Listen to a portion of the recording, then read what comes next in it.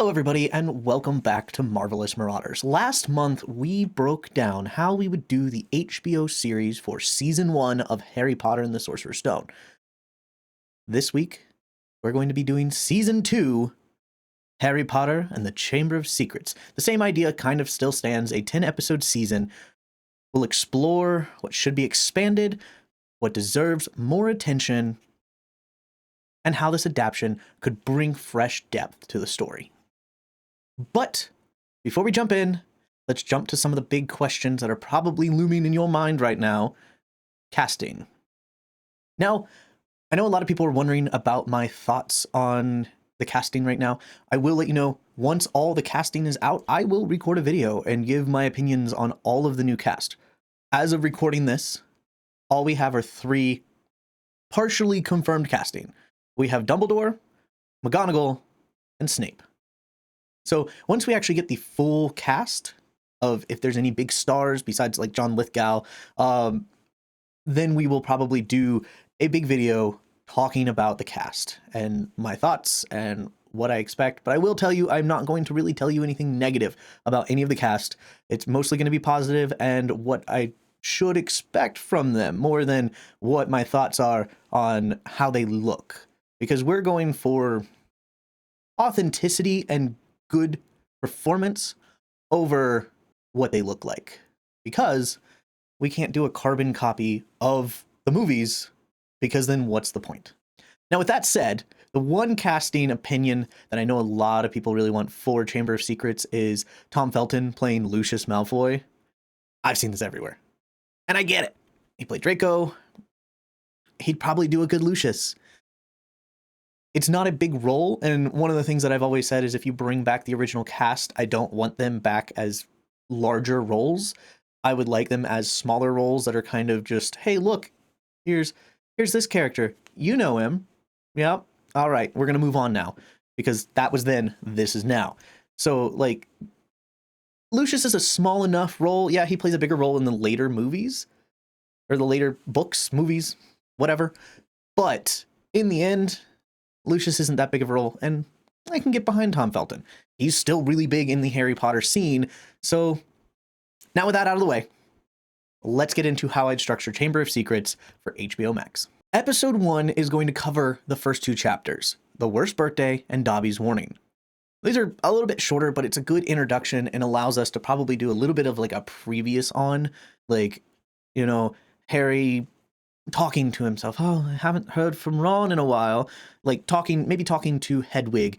And we see how isolated and miserable he is at the Dursleys. He almost feels like, you know, was it a dream that I had when I went to Hogwarts? Is this true? But no, my owl is here. It can't be just a dream. Then we get the Dursleys forgetting his birthday. So this entire first set in the first episode is going to be darker and gloomier than we left at Hogwarts, which was hopeful and pure. This is going to be darker and gloomier because at this point he's starting to feel a little bit of that depression when he's not in the wizarding world. It's also, you get a lot of dull, muted colors that dominate Privet Drive. Then Dobby arrives to shake things up. A little bit of magic shows back up, a little bit of color, less dull, less muted. His frantic energy, then dropping the pudding where it kind of takes this dark scene, makes it a little bit comedic, but also at the same time, hopelessness, because here's the letter that says you used underage magic. And it just gets worse. As Uncle Vernon locks Harry in his room, the hopelessness of the situation sinks in even further. We end this episode, though, with a glimmer of hope as Harry looks out the window, being woken up with a rattling at the window, and sees the familiar face of Ronald Bilious Weasley. Episode 2 is going to be the Burrow and At Flourish and Blot. So it's going to cover chapters 3 and 4. This is where the magic returns. He gets in the flying car. We fly to the Burrow. We get yelled at by Molly Weasley. All the things that we love. We get to meet Arthur. We get to see the magic of the Burrow. The pig pen turned into a lopsided house. It just contrasts sharply with Privet Drive, this perfect little neighborhood of cookie cutter houses, all with the same car. Then we get to the Burrow, where it's this giant, leaning every which way, no straight up angles, all obtuse and acute angles. Nothing's square. Because, of course, the Weasleys are far from being squares like the Dursleys. And then we get to see the Weasley family dynamic finally. We see a little bit of it in the first season. In the second season, we get to live with the Weasleys and just see the contrast between how the Dursleys treat Harry and how Mrs. Weasley just loves Harry unconditionally.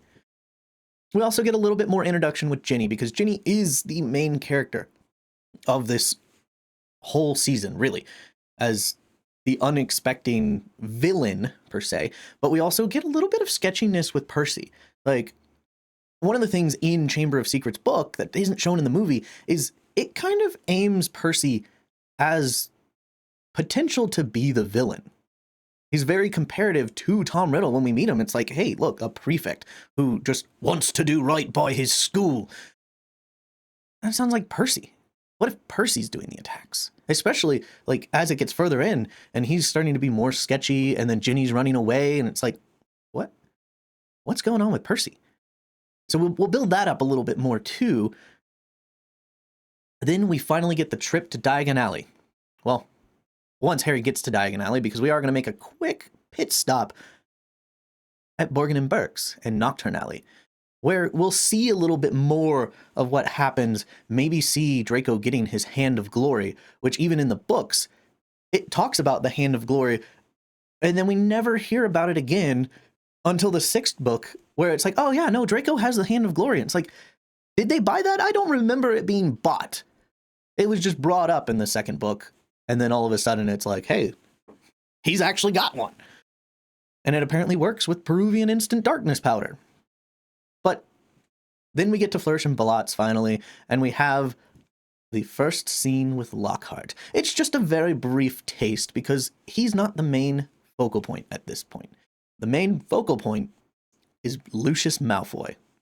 We are introduced to one of the villains of the entire series, and he's going to be fighting Mr. Weasley. We get to see that fight finally, and then at the end, we see him throw the books into Ginny's cauldron.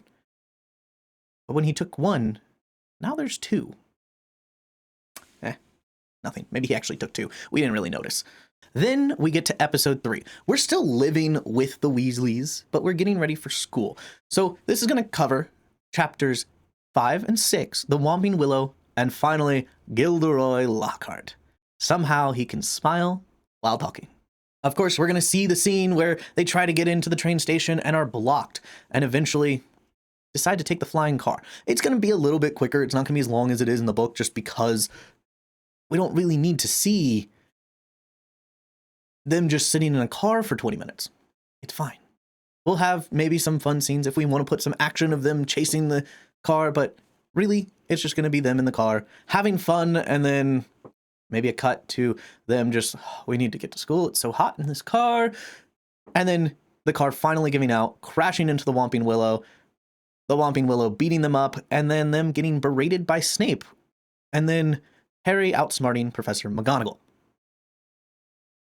But in this point, Dumbledore comes in and says, boys, don't do this again, or I will be forced to expel you. Just to kind of put them on pins and needles on if they are going to be expelled, if they do what they did last year and explore and investigate. Because really, at the end of the day, this whole series is just a mystery series, at least for the first 3 to 4 books. But the latter half of this episode is the glory that is Gilderoy Lockhart. A young man who steals the show with his ridiculous ego and kind of tries to take Harry under his wing as a protege, and Harry just does not want it. But it's not up to him if Gilderoy has anything to say about it. Episode 4 is going to break down chapters 7 and 8, Mudbloods and Murmurs, and the Death Day Party. This is really going to be a very Quidditch-focused episode, because Mudbloods and Murmurs is the Quidditch practice, and then it's just Harry living his day-to-day life with having to balance Quidditch, having to balance classes, and just building up. Nothing's happened so far besides Ron and his barfing slugs. And so eventually we see him trekking in. You know, it's getting colder. It's starting to get to like that late October time. And we get invited to Nearly Headless Nick's Death Day party. His 500th Death Day party, mind you. And we get to see the Death Day party, which is a great scene in the book, and it was a travesty that it was not in the movie. But we'll finally get to see it, and with it ending as they go upstairs, chasing the voice that they hear of kill, blood, must kill, ending with the writing on the wall saying the Chamber of Secrets has been opened. Enemies of the air beware, with Mrs. Norris just hanging there, completely petrified. Cut to black. All right. Now, after that cliffhanger of episode 4, we get to episode 5, the writing on the wall and the rogue bludger. This one's a little bit wonky just because you got, hey, look, here's the dark air of Slytherin, talk that we're going to have. And then it's just like, hey, look, a happy Quidditch game. Oh no, Harry's being chased by a bludger. But the paranoia in Hogwarts begins to grow as rumors around the Chamber of Secrets spread. Hermione investigates, and instead of getting Professor McGonagall, we are getting Binns in this show. And so just the fun of Professor Binns, the senile ghost who has no idea what's going on, trying to explain the Chamber of Secrets while he just wants to talk about goblin rebellions, because that's his passion. Then we get to the Quidditch game, breaks his arm, and we end with Colin Creevey being brought into the hospital wing after finding out that Dobby was the one who stopped them on the train and started attacking Harry with the bludger. So now we know Dobby is still trying to protect Harry. We assume it's from the heir of Slytherin, but why? Why is Dobby doing this? And who is Dobby's owner? That's one of the mysteries for this series that's kind of going through this whole show. All right, and now we are getting into episode 6. The school is on high alert now because not just a cat was attacked, but now Colin Creevey, that little kid who keeps chasing after Harry, just got attacked.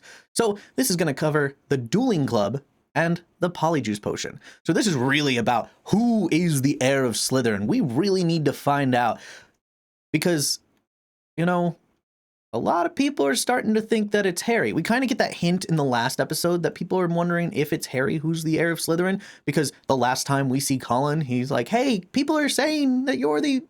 And then we don't find out what he says. But then he gets attacked. So it's like, did Colin Creevey out Harry in the hallways and so Harry attacked him? I don't know. So we find out Harry is a Parseltongue in the dueling club. I mean, in the movies, that was exactly how it goes, basically. Justin Finch Fletchley, who earlier in the series or earlier in the book says, oh yeah, they had me down for Eden. Dude, you just told the heir of Slytherin you're a Muggleborn. And that's kind of what the Hufflepuffs kind of tell him. And so then all of a sudden, Harry is stopping a snake from attacking him by speaking Parseltongue. Nobody can understand what you're saying, Harry. So how do we know? You said, oh no, stop attacking it. I don't know that. You could have said, attack him, kill him, take his blood.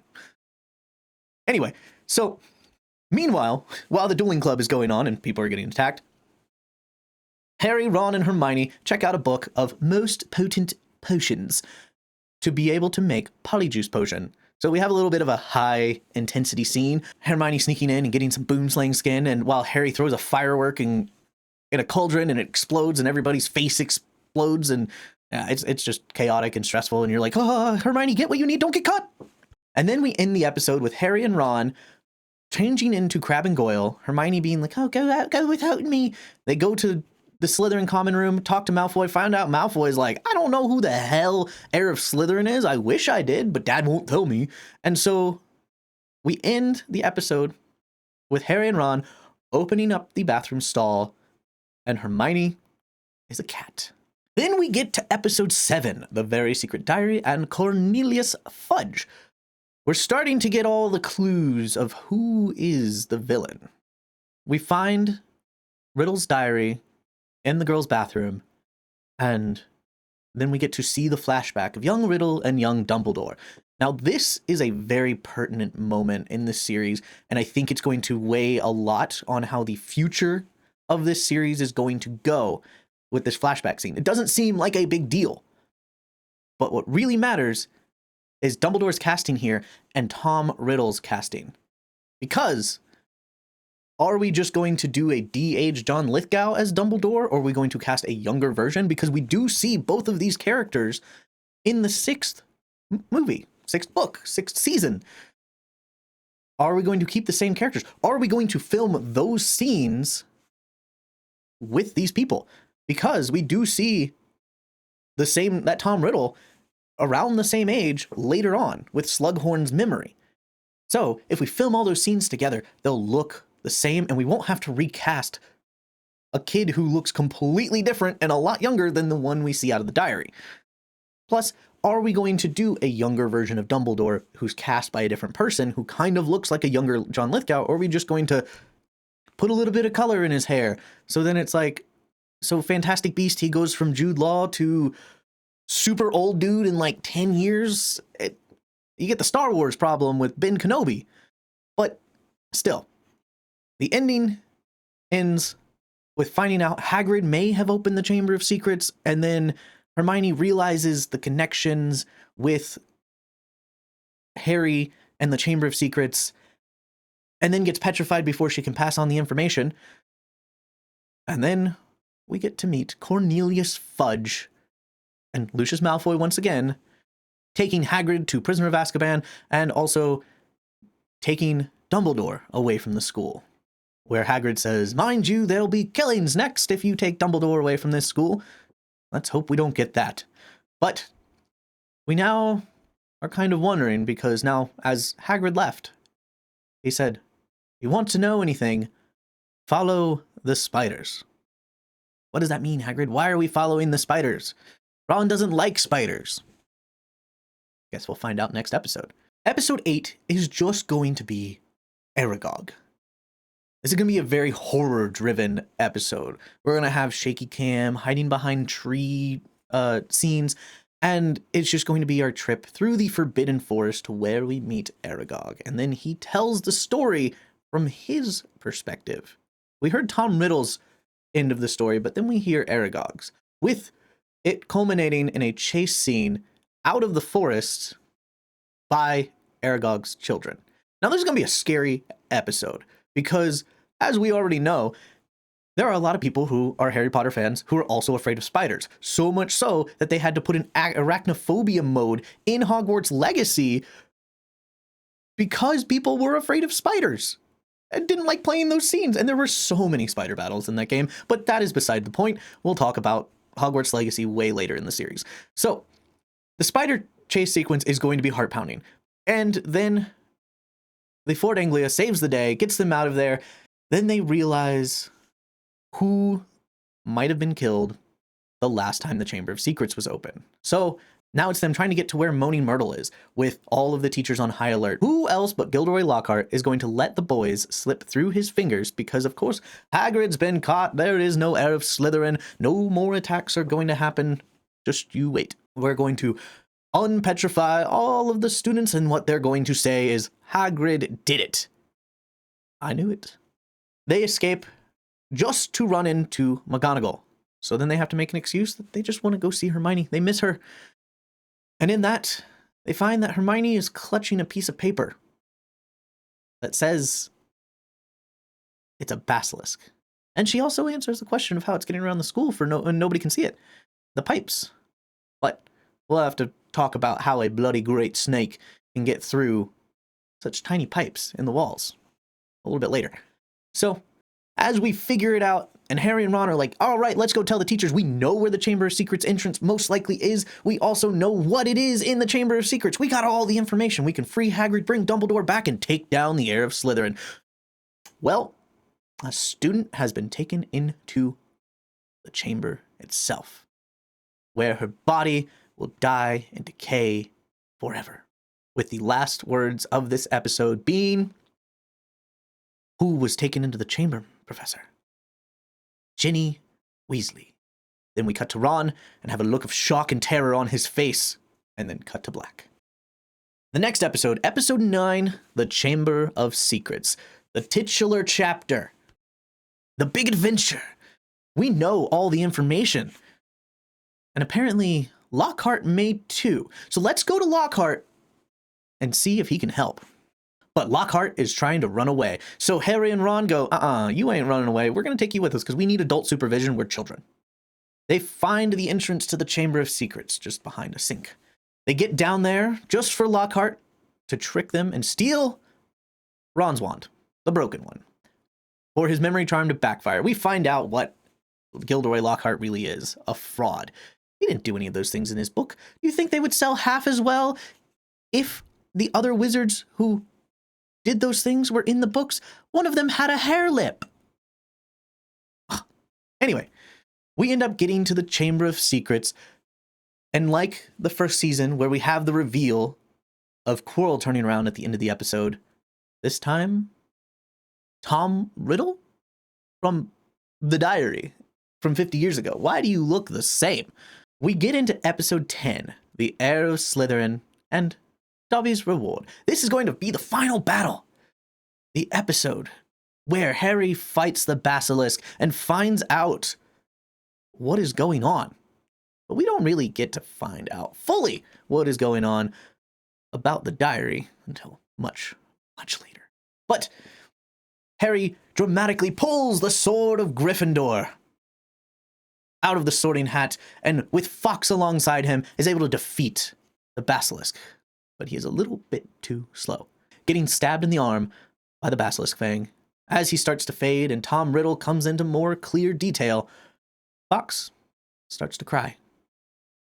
And then Harry stops fading, because Phoenix tears are an antidote to basilisk venom. And with a final moment before Tom Riddle can even realize what's going on, Harry stabs the diary with the basilisk fang, the one thing that ironically can kill a Horcrux, and Harry doesn't even realize it. Not yet. Ginny returns back to full health, and they make their way out of the Chamber of Secrets to Dumbledore's office. Actually, to McGonagall's office, because that's where they meet him. Because they're like, oh, Dumbledore's not here. Let's go to McGonagall and say, hey, we got Ginny. Also, Lockhart's, don't know what happened to him. But the basilisk is dead. Tom Riddle is responsible. And I have this sword now. We get the conversation with Dumbledore. Maybe a little bit of a hint of Dumbledore knowing what Harry just brought to him. Not 100% sure, but pretty damn sure. Then Lucius storms in. We find out Dobby's owner is Lucius Malfoy. And then Harry tricks Lucius into freeing Dobby with a sock. Dobby has been presented a sock. And we get the final hopeful shot that maybe next year will be a normal year. And Harry leaving Hogwarts and taking the train back to the real world. All right, so that is how I would structure the Chamber of Secrets for HBO Season 2. There's so much to explore in this book. And honestly, the movie was probably by far the most accurate of all the movies to the book. But we can do a little bit better. There are some scenes that could be put back. And I think this adaptation would really dive deeper into the mystery and the horror of the chamber and the forest. And the character moments just make it so special. You have Gilderoy Lockhart, who, God help us, they cast the perfect one. Kenneth Branagh did a fantastic job. But I believe that Gilderoy Lockhart is supposed to be in his late 20s. The one thing that I do complain about the casting of the movies is everybody's in their like 50s. And I think it would be better if we had some younger cast. You know, it's less creepy with all the girls fawning over a 20-something-year-old than them fawning over Kenneth Branagh. No offense to Kenneth Branagh. Handsome man, but it's weird, especially with the whole Hermione having a big teacher crush on him if he's older than her father. So, make him younger. That's all I ask. Now I want to hear from you. What changes would you make? Do you think a reboot can truly capture the magic of the book? Or just let's see how season 1 goes if we're going to do a season 2. I know we're going to have 10 seasons, 10 years or whatever, but let me know your thoughts in the comments. Is there anything that you absolutely want to see in Chamber of Secrets? And of course, don't forget, like, subscribe, and hit the bell for more Harry Potter content. We'll be doing Prisoner of Azkaban next month. And without further ado, Nox.